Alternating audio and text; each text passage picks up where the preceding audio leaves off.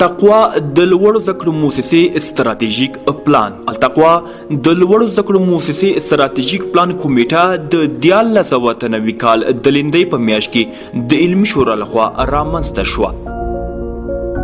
چې د اقتصاد پوهنځي استاد عرفان الله استانکزی د مشر په توګه وټاکل شو. په همدې میاشت کې بل لومړني کارونه پیل کړل چې په پایل کې دې کمیټې ته یو جلا دفتر هم برابر شو. وروسته د کمیټې په لومړۍ ناسته کې د حقوقو پوهنځي استاد محمد اسماعیل مومند د کمیټې د مرستیال او استاد ننګیالی مسعود د منشي په توګه وټاکل شو. په دې غونډه کې د کمیټې د دندو لایحه او تشکیلاتي چارټ هم تصویب شول. وروسته د علمي شورا له لوري کمیټې ته 2 تنه دایمي غړي، هر یو استاد محمد ظهور شریفي او استاد شاکر الله فنا، او 2 تنه همکار غړي، هر یو استاد ذبیح الله حلیمی او استاد حبیب الرحمن سربلن هم معرفي شول. د کمیټې غړو د خپل کار په دوام د نورو پوهنتونونو ستراتیژیک پلانونه مطالعه کړ او د ستراتیژیک پلان د تدوین په ضرورت یې خپل بحثونه پیل کړل چې بیا یې د پلان د ترتیب لپاره د رهبرۍ او ښکیلو خواو سره د هغوی د نظرونو اخیستلو په موخه ناستې هم وکړې. د کارونو په دوام د پلان لپاره د مؤسسې د داخلي او بهرنیو عواملو له تحلیل څخه وروسته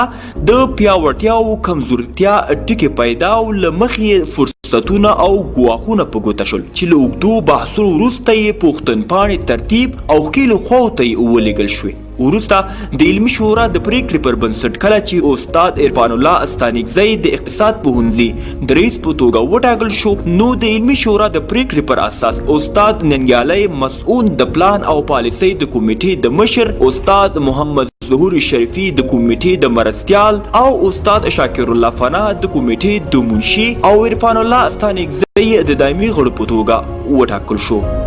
همدارنګه د مؤسسې رئیس عبداللطیف مل شینواری، علمي مرستیال محمد اسماعیل مومن او د خپرونو فرهنګي چارو د کمیټې مشر حبیب الله لوران د همکارو غړو په توګه وټاکل شول. نوې کمیټې د مسؤلینو په لارښوونه پر پاتې کارونو په چټکۍ سره شپه او ورځ کار وکړ او په دې برخه کې ډیر زیار وګاله چې په پایله کې ستراتیژیک پلان چمتو شو او د پلان او پالیسۍ د کمیټې لخوا د 1999 د 8 میاشتې 3 منټې په 44 غنه پروتوکول کې د غړو په اکثریت سره تایید او له هغې څخه وروسته علمي شورا ته واستول شو. یاد پلان په 1999 د 8 میاشتې په 15 نیټه کې التقوا د لوړو زده کړو مؤسسې د علمي شورا په 8 غړه پروتوکول غونډه کې تصویب شو. له دې وروسته دغه 15 کلن ستراتیژیک پلان د لوړو زده کړو وزارت ته د تاییدۍ په موخه واستول شو او د لوړو زده کړو وزارت د ستراتیژیک پلان پالیسۍ او تقنین ریاست لخوا په 1999 د 10 میاشتې په اوله نیټه